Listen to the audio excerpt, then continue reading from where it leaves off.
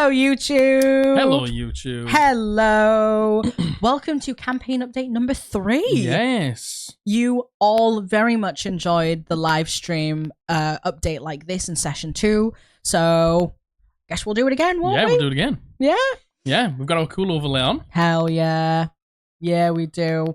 Oh, look at all of that love for YouTube. That's so lovely.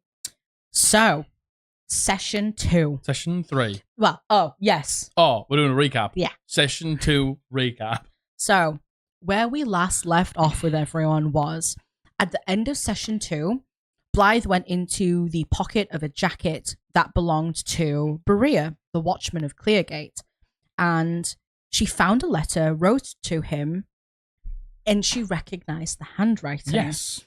She recognized the handwriting, as Jack described, from someone called Gale. Yeah. And You recognise this handwriting. This handwriting belongs to Gale. to Gale. A person that you know. Yeah, someone I know. Mm. Someone who Blythe has not mentioned before to the party. And to be honest, you said it as, you know, out of game. It's written by Blythe. Blythe didn't say anything. And Written by Gale. Written by Gale. And she passed out. Yeah. She ate shit and hit the deck. No, she ate shit and fell on the bed. Yeah, and Dale very Next to kindly Dale. picked her up. Yeah. So we started off the session at that point. Yes, we did. Blythe has just passed out. The letter also has a very fancy looking capital T on it. Mm-hmm. And we've seen that once before on Matthew's gem. Yes. That he uses as his Genie Warlock sort of lamp thing. The letter shares the same symbol that Matthew's rock that Marcus had found on a dig, because he was an archaeologist in a past life, found similar symbols. So after Blythe comes to, everyone is obviously like, what's going on? What's happened? Are you all right? And Blythe kind of tries to shake it off by being like, sorry. Oh, it's really warm in here. It's so hot in here. In this freezing cold winter day while the sun is completely clouded over when they've gotten close to the city. Middle of winter. And Blythe kind of tries to shake it off by being like, no, I'm fine. Sorry, I'm just exhausted and I'm really hot. But kind of makes a point to beeline over to Marcus. Mm-hmm. And you silly sad clown. Exactly. And she turns it and she shows him the symbol. And she's very much like, what does this mean? This is on your rock. It's on your person. You must know what this means, and if you do, you need to fucking tell me right now what this is. To which Marcus is like, I'm sorry, I don't know anything. It's on this rock. I found this rock. I found this rock. It has nothing to do with me, so I'm just as in the dark as you are. And Blythe was very much like, she was still shaken by it, and she was still bothered by it. But she kind of drops it and lets it go, and we kind of take a minute to sort ourselves out, and then we hear, wait, no, how does it go? Avalo is keeping watch over the city, because we're in the top of the watchtower and we can see basically the whole of the outside of Cleargate. You absolutely right? can, yeah. And Avalo has stayed at the window the whole time, and Avalo sees something moving. Yes. He sees a light coming sort of down like towards him from like north to south, and you know the walls to the east. And he sees the same group of people that they saw in session 2.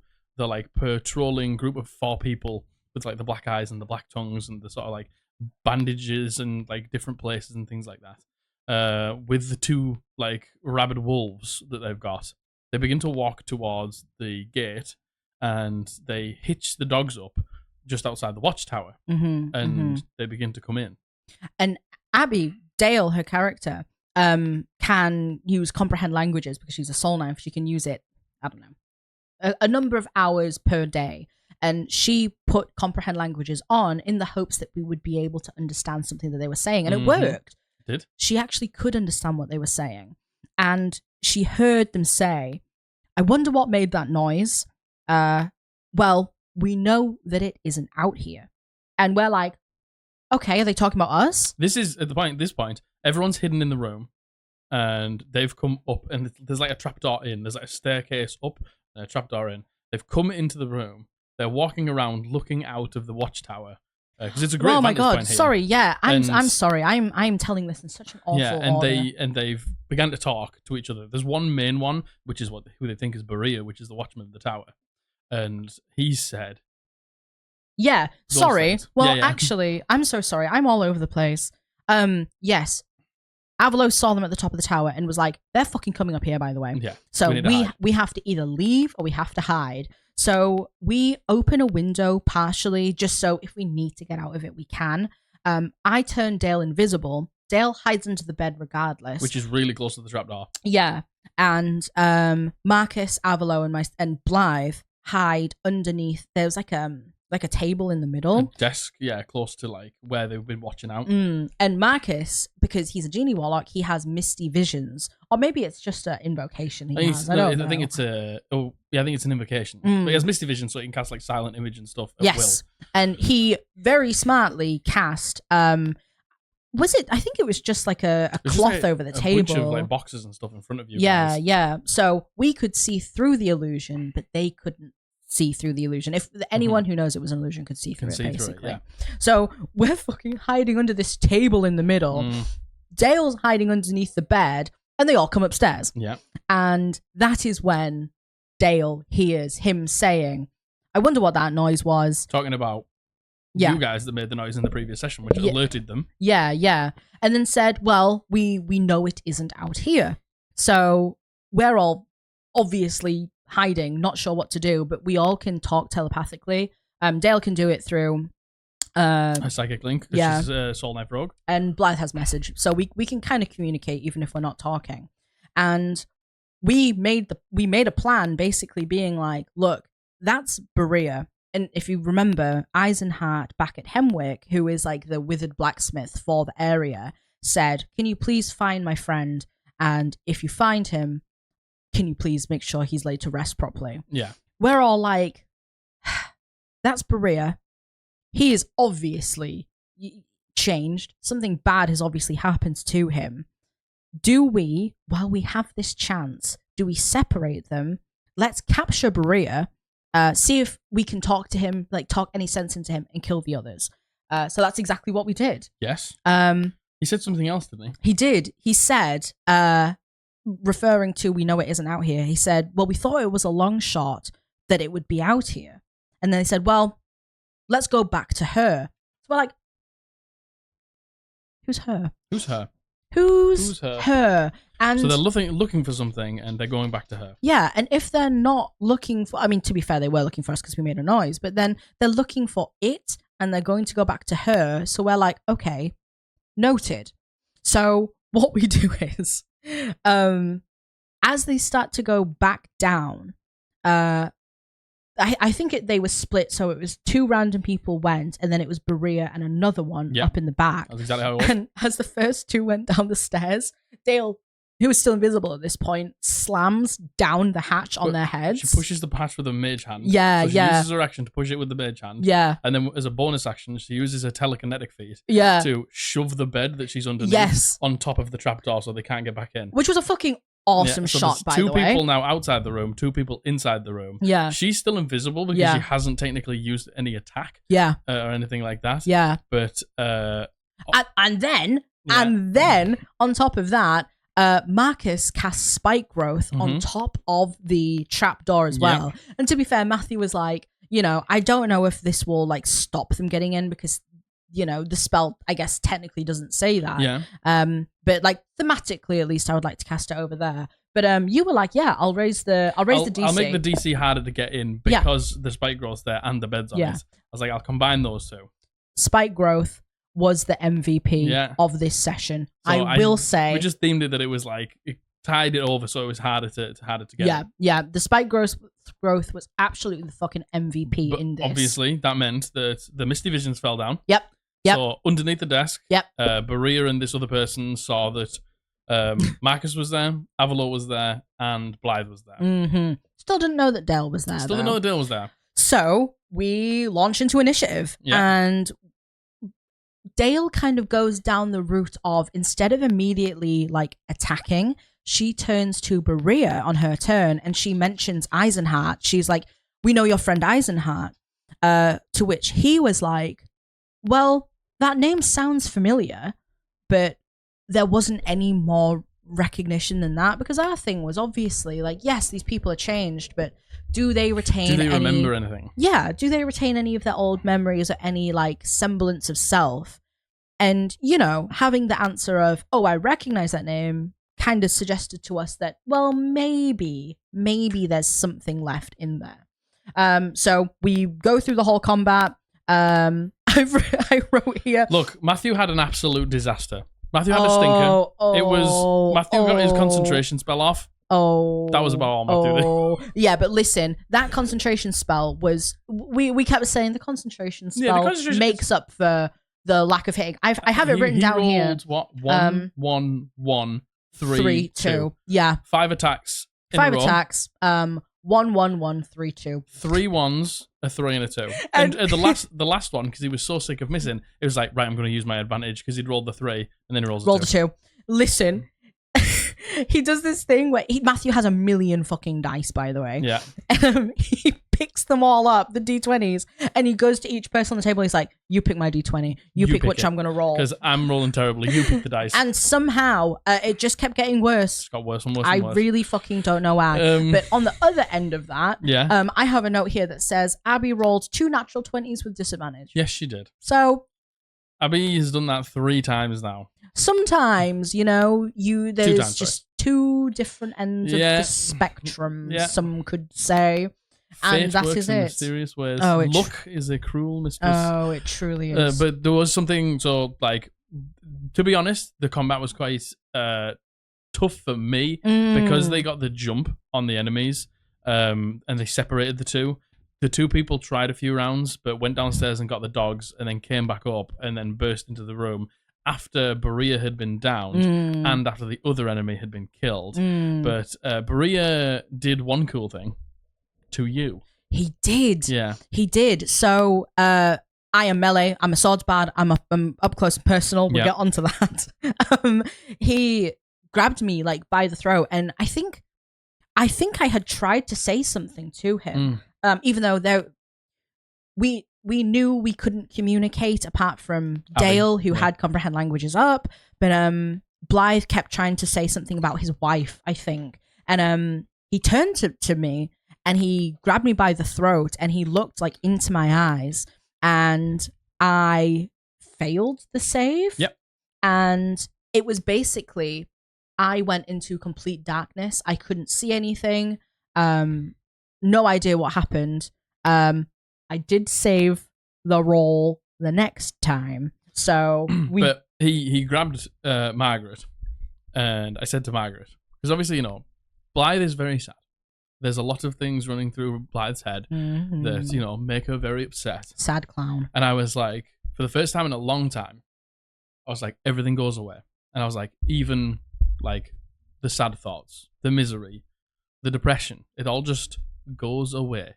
And you are in just a complete black space. Because he has jet black eyes, and it's as if you like stared into them and like entered the darkness. And it was like all quiet. And I said, something tries to push in, like force its way in. I was like, are you going to resist? Yeah. And there was a moment where you were like, I don't know if she would. Yeah. Because this is the first. This is the first time it's been quiet. Yeah, that's the first time in a long time Blythe hasn't had this like looming sadness over her. Yeah. And I had to think about it. I was like, would Blythe want that again? Yeah, blissfully empty. The blanket of comfort and quiet, yeah. Exactly. It all fizzles away. And I considered saying no, she would just let it take her, but then you know, I thought of what she's doing this for, why she wants to go into the city, the reasons, the people, the things. And I said no, actually, Blythe would. I said very cryptically at the time, she would see her eyes and she would snap out of it. Although everyone at the table was like, you can't see her own fucking eyes.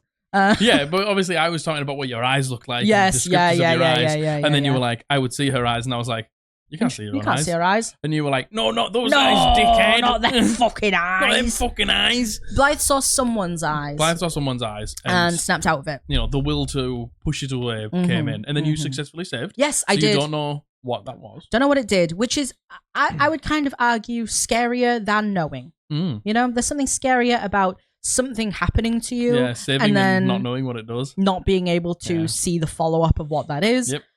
But I was the only one that he did that to. And no, it happened later, but just differently. Yeah. And that was kind of it, really. That was for the combat, right? Yeah. That was kind of it. We managed to get Berea down to the point where we could non-lethally knock him out. Yes. So we did. We tied him up. We finished off all of the other things. All the other guys. There was a point where Avila was getting the shit kicked through him. Yeah, right? Avila was getting fucked up. Avila like the was... dogs had entered the room, and the other guys had entered the room. And Avila was closest, so they all just swarmed him, and the dogs had pack tactics. Yeah. And Avila was getting beat on. Beat up. And Avila was like, Josh was like, Margaret, would you mind if Blythe could tank these next few hits for me while I get away and heal? And I was like, I got you. Oh my God, my friend. I have you. Not a problem, because we're the only two melee. So we talked beforehand and we were like, we'll just take turns tanking. Forgot he asked that. And Blythe moved away. Blythe ran away. Josh was like bleeding and he was like, Margaret, save me. I need a heal. And I was like, really I fucking got you. And she was like, I've got you. I got you. Went, just fucking ran away. I just ran away. And I was like, right, well, it's the dog's turn. And Josh was like, yeah, I looked over and Josh was like, fuck's sake. What happened to tanking these hits, Margaret? Yeah, so that's my bad. Yeah. I do that way more often than I would like to admit. Josh is a fucking bit of a big brainer, so he used his step of the wind. So yes. Took the dog's action. We sorted it in the end somehow. And I missed all my attacks. Yeah. Oh goodness, sorry if you could hear that. So yeah, that was pretty much the combat. To be honest with you, we got Berea, we tied him up. He was passed out, and we took like an hour or so. And then he woke up. Yes. And Abby Dale once again had comprehend languages up, so she was the only one who could communicate with him. And she was basically like, what do you remember? What's done this to you? And Berea was very much like, I'm different. I don't remember anything. He admitted that the name Eisenhart rang a bell when she mentioned his wife, which was a thing that Eisenhart had mentioned, right? So we were like, this obviously has to be pertinent. It was his wife. He couldn't remember her. And Dale then asked the question, who did this to you? Or what did this to you? To which he said, if I try to tell you, my last breath will be taken. And he was kind of in a state of finding it like, not amusing.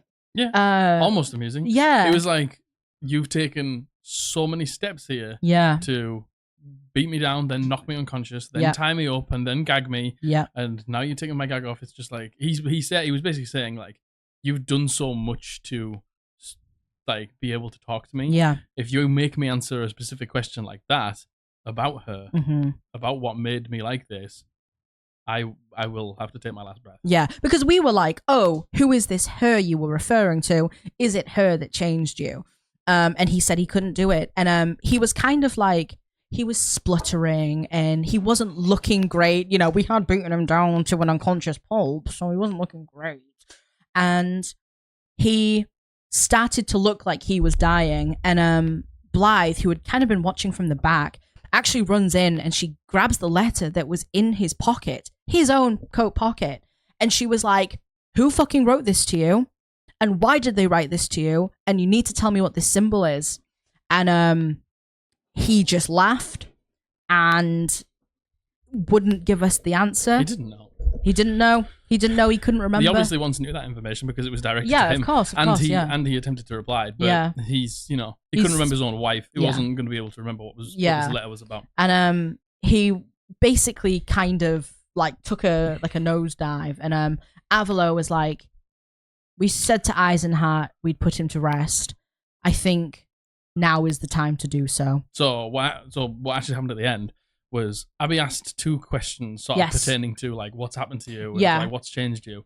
And I said twice, like, if you want me to answer that question, I can try, but I'll die. And then she asked him a third question to do with this. Yeah. And instead of warning her again, he just said it. And as he began to try and say it, he started to choke. And as he started to choke, graphic here. Yes. So just prepare yourselves. Okay, it's gonna get graphic. He started to like lose his mind, and as he started to lose his mind, he began to smash his face off the floor and try and kill himself, like as if something was like eating away at his brain or something like that.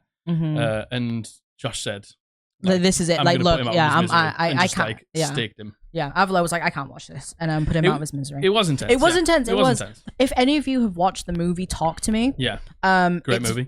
Great movie. Unbelievable movie. Australian directors who are YouTubers. There's a scene in that where someone's kind of like hitting their head off the floor, and it was very reminiscent of that, and it was very disturbing. It was quite disturbing. Very disturbing scene. So yeah, we put him out of his misery. Yeah, so Avalor stabbed him with a spear and put him out of his misery, and he just like sighed and fell back into peacefulness. Yeah. And as he did, his eyes turned back to the normal color, and so did his tongue. Yeah. So after he had died, he kind of reverted back to like normal Berea, right? Scene is rough, and that's exactly what I think you were trying to I love that movie. invoke there. Yeah. So after this, we were like, we had themed Matthew rolling like shit because he could not land a hit with Eldritch Blast. We had themed it as, because we were at the top of a watchtower, we were surrounded by like glass windows, right? We'd themed it that he had like accidentally put out all these glass windows. Through all of these glass windows with every Eldritch Blast. So we're like stood at the top of this tower, and it's like windy and cold, and we're like, we shouldn't stay here. No, we probably shouldn't stay Let's here. go somewhere else. And I can't remember who made the suggestion, but they were like, we should probably burn these bodies. We shouldn't leave them here, but we also don't want them to stay around in case, like, for whatever reason they come back. We should just burn them. And so we did. We actually went to the blacksmiths kind of across the road. Eisenhart's blacksmith. Turned on the furnace. Yeah. But as that was happening, the party split up. We split up. The party split up.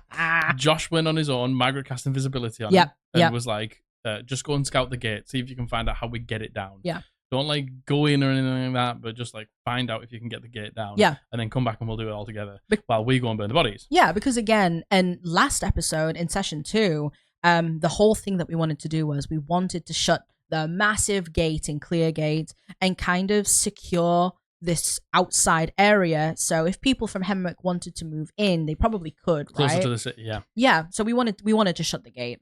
Avalo goes and does that.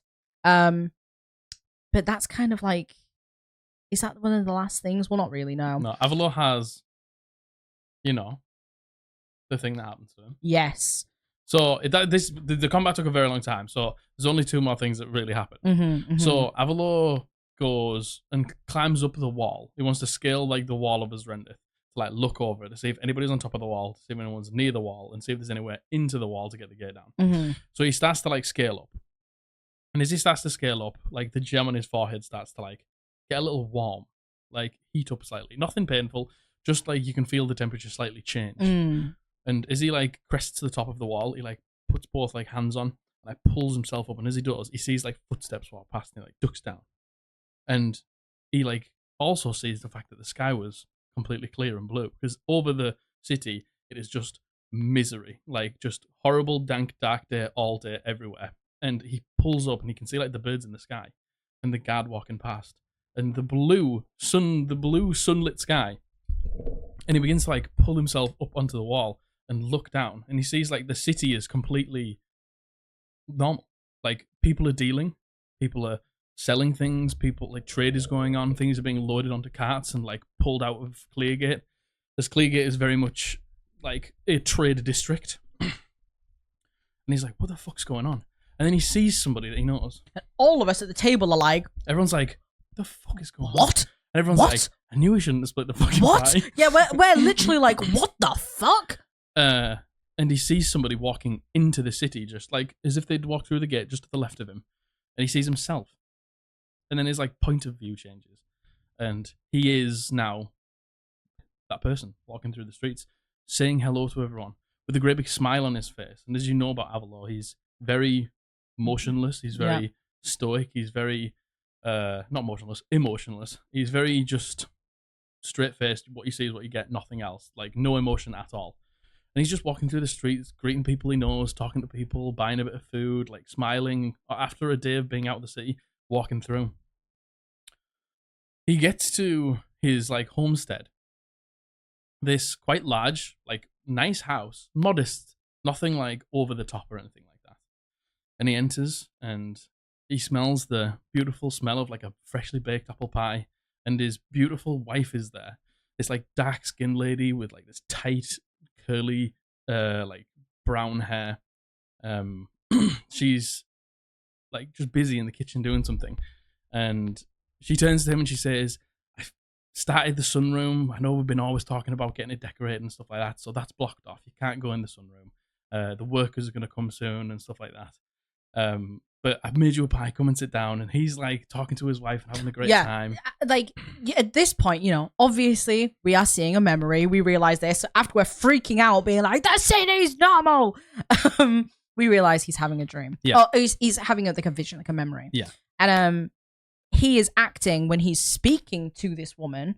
That he is like, what's the word? He's like enunciating, not enunciating. Yeah, he's like very full of joy. Yeah, his voice has got loads of emotion in it. Yeah, and he's like really upbeat, and maybe the person that he was before that is now changed for whatever reason. Mm-hmm. But she slices up this pie and she puts a bit of pie down in front of him, and she puts a bit of pie down in front of herself, and she's like, "I got off work early, like I had some stuff to do, so I got home early." And he's like, "Oh, let's go dancing," and she's like, "That sounds great." So they both like started tucking their apple pie, having this like great conversation. And she finishes and heads up to the sink to like clear her plate, and he's still eating. And as he's like looking down, he sees like a crumb on his plate just begin to like slightly like hover, float off the plate, and so does another one, like a bigger one. And then he feels like the fork in his hand begin to also like try and leave his hand as if it's like pulling up in the air. And he's like, "What's going on?"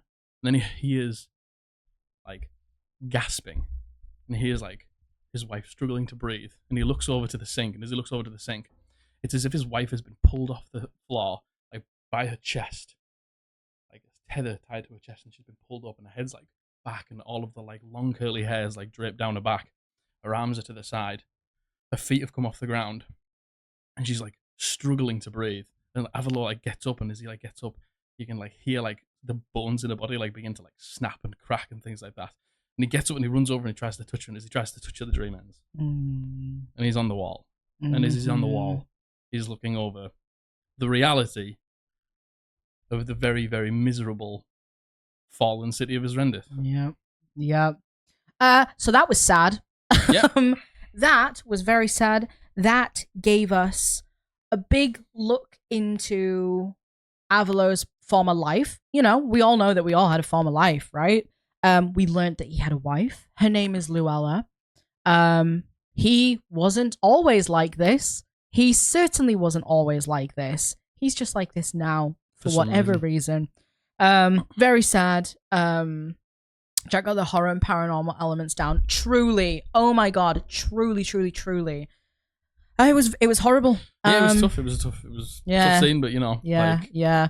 And again, Abby kind of had at the end of session 1 that cliffhanger.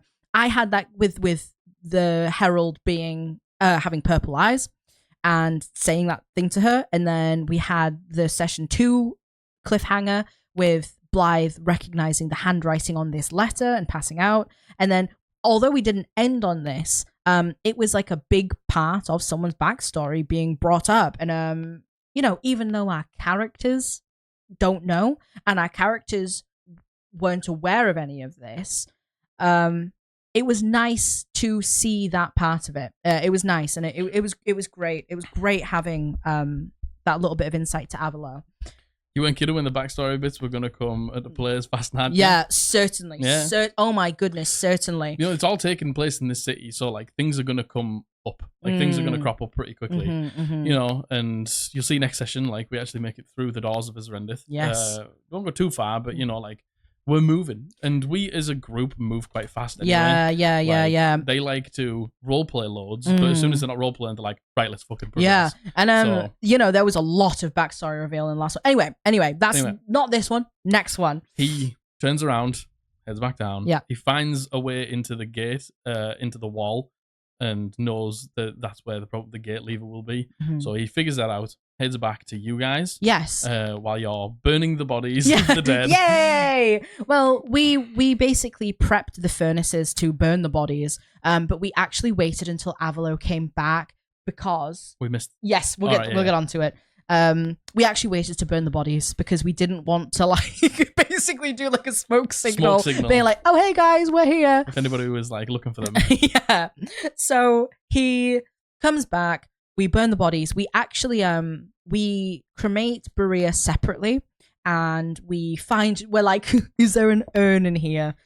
We found a pot. We found a pot. Found a nice pot to put Berea in. Berea's ashes in to return to Eisenhart.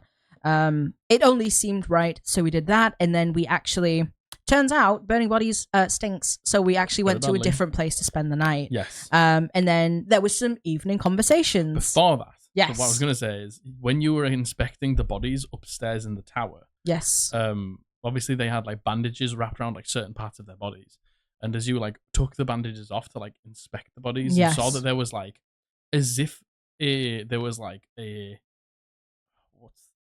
void. A big gash is called a laceration. Laceration. There's lacerations underneath the skin, but the lacerations are completely jet black and level with the skin, which is really strange. So Abby, was it Abby? I think she pulled out a knife. I think it was me actually. Was it you? Yeah, I think it was me.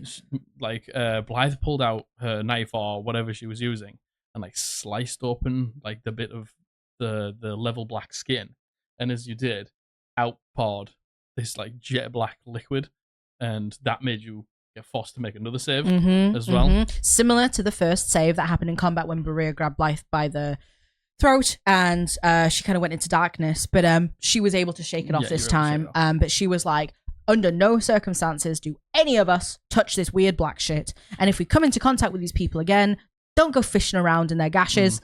Yeah. That's not what we do. Not what we do. That's the wrong thing to do. But all of the bandages were always around where they had these lacerations. Yes.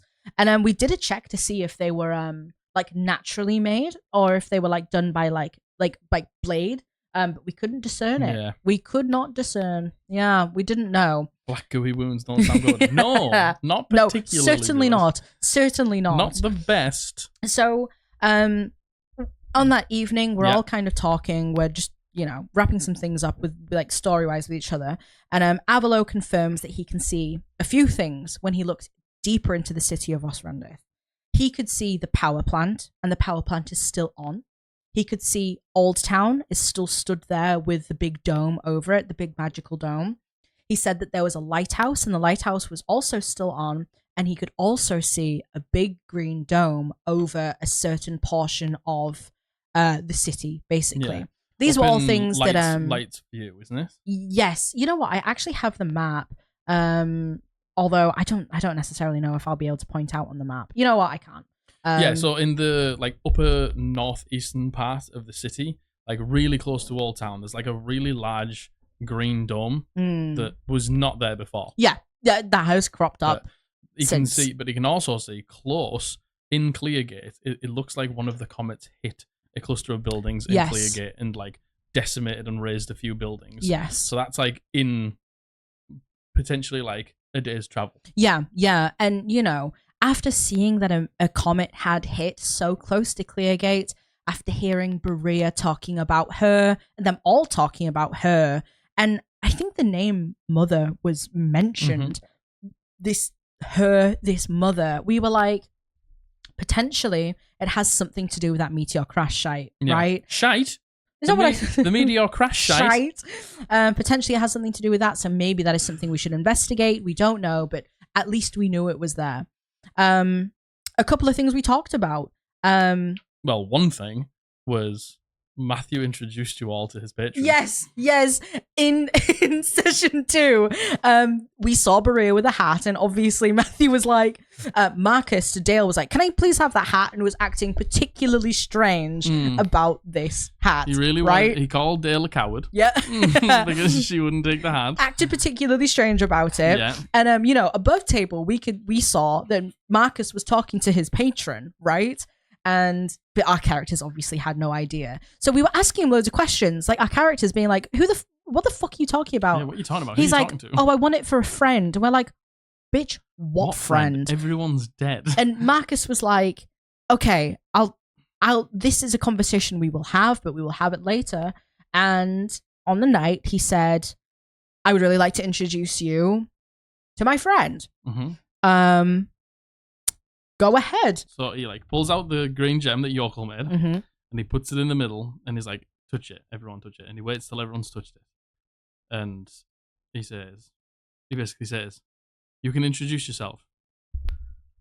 And the patron's like, silent, absolutely silent. And he's like, this fucking guy. And all of our characters are like, everyone's characters are like, okay, all right, okay. And then after a second of being silent, and everyone's about to hands up, he's like, I've got you. That's exactly his voice as well. And oh my god, Marcus's patron is, like I said, someone's granddad that just like got loose, and he's batshit crazy. Yeah. But he's very charming and he's very funny. He's very funny. And we were all having a talk with him. We all basically introduced ourselves, asked obviously a lot of questions. Rather rat. Yeah. Asked loads of questions. And in the end, we were like, okay, well, what's your name? Who are you? And he was very much like, I don't really remember. It's in there, but I don't really recall who I am. Or I was definitely a person before this. Yeah. Or I definitely had a life before this. Yeah, or how I got in this rock, or why I'm in this rock. But he said, one thing I do remember is my name is Roveret. I think. Yeah. And we were like, okay, Roveret. Sounds strange, because we had also found out earlier in this session, we were talking about because obviously there's gods. We were like, is there gods. like a devil? Is there like a devil god? And there is. And the devil god is called Ossamet. So we then meet Roveret, and we're like, naming conventions or what? I don't know. So something to keep in mind. Don't know if that's anything it could not be, but we were like, okay, all right, okay. Blythe was like, what's this symbol that's on this rock that you're stuck in? And he's like, I don't fucking know. He's like, I know it. I've seen it. And I feel like it belongs to me. Yeah. He was like, it might be me. It might be mine. I think it belongs to me. Yeah. And Blythe is like, it belongs to you. Well, you have to tell me these. You have to tell me. And he said, leave it with me. I'll do my best to recall and recount. Dale is very good at forging letters. Yeah. So Dale forged that letter and gave it to Roveret. Gave it to Marcus to give to Roveret, yeah. And Roveret said he's going to take a look over it and he's going to think about it. Going to ponder it. Yes, I think I'll ponder on that. Yeah. And he did. He very, very kindly did. And the whole group... No. The whole group now knows that he's Roveret. Yeah, and he likes everyone, and everyone likes him very, very, very much. Very much. He talked about his kleptomania. Yep, and how absolutely his kleptomania. And if the group finds anything that is particularly shiny or nice looking, and he showed them his little oriental statue that's missing the arm. Yeah. And he said, if you find the arm, I would very much like the arm. Yep. So give it to me. Yes, certainly. We'll find the arm for you, sir. And the last final thing was, we were talking about Berea. We had taken kind of all of the things of note from his house. We had taken a photo of him and his wife. We had taken the letter. And we had found out that his wife was called Miranda. And you made the people who lived in the city do a history check to see it. Because we were like, man, do we know who his wife was? Yeah, where she's buried. Yeah, because I can't remember who said. Someone was like, maybe we could bury him near where his wife is. So we were trying to desperately find out any information about his wife, right? Because we knew that she had died because Eisenhardt had told us that information. And that after she had died, they had become really close. Yeah. And in the letter that they had found that Blythe recognized the handwriting on, it said, I know it's more personal for you because of what they did to your wife. So you were like, okay, roll a history check. One of us rolled really high, and we remembered that the name Miranda was the name of the very first wizard that ever appeared in Osrendith.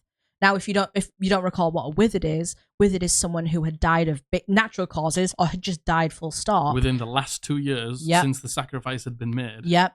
And for some reason wasn't allowed to die. Wasn't allowed to pass on. Yeah. So they had like come back to life, but now they are like grey of skin and like just a little ill-looking and a little thin. And treated very badly by society. Like the Ashen Heart, mainly. Yes. So a lot of society didn't really have a problem with them. It was mainly the Ashen Heart. Yeah. Sort of been like, you have been rejected by God. Exactly. So thus you have been rejected by the Ashen Heart in a way. Exactly. So basically, they also found Berea had obviously sent a bunch of letters to the Ashen Heart about Eisenheart being a withered, and how the fact that he shouldn't have a W painted on his sign and it's bullshit and they have a problem with him.